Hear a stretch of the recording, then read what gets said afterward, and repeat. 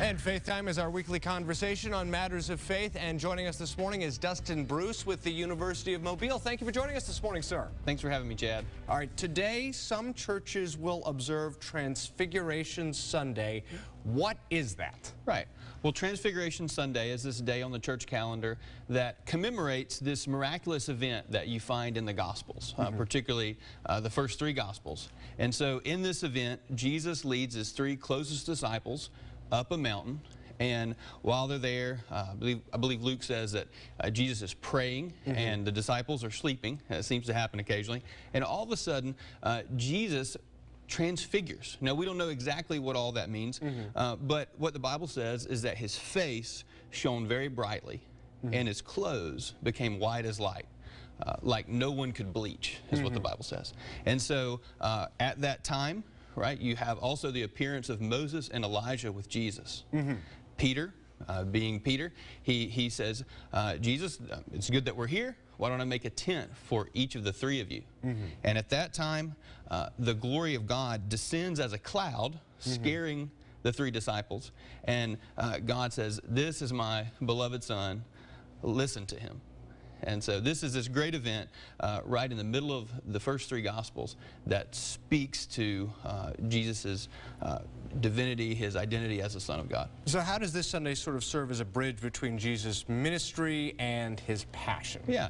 So when I'm teaching my students at University of Mobile, I talk about the Synoptic Gospels, Matthew, Mark, and Luke, as really the narrative plot. It starts with the incarnation and it talks about his earthly ministry, and then it moves towards Jerusalem, right? And this is the overall plot of the book. Well, the climax, right, that turning point really happens at the Transfiguration, where you have this shift from Jesus' ministry among the Gentiles and among the people of Judea, and he begins to set his face towards Jerusalem and the Passion and the events that are going to happen there. So what do you think people should take away if they do observe Transfiguration Sunday today? I think if you're going to think about this today in a special way, which is a great opportunity to do so, you could think about first that Jesus appears with Moses and Elijah. And I think that's telling us that really Jesus is not something new, but he's fulfilling the Old Testament and the law and the prophets. And so by appearing with those figures, there's a great continuity there between the Old Testament and the New. And then also I think we can take away that Jesus is that divine Son of God, right? That the Father affirms him there. And I think thirdly, we can take away that the Father is affirming the mission of Jesus. We have a hard time understanding how this divine Son of God, eternally existent, can actually then suffer.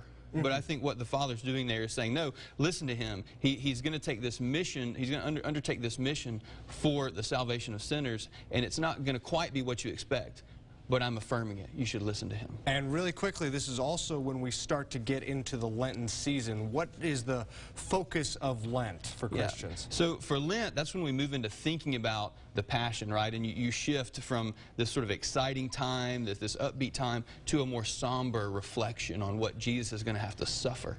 And so as we think about this, maybe we will practice things like fasting, right? That's a pretty traditional practice.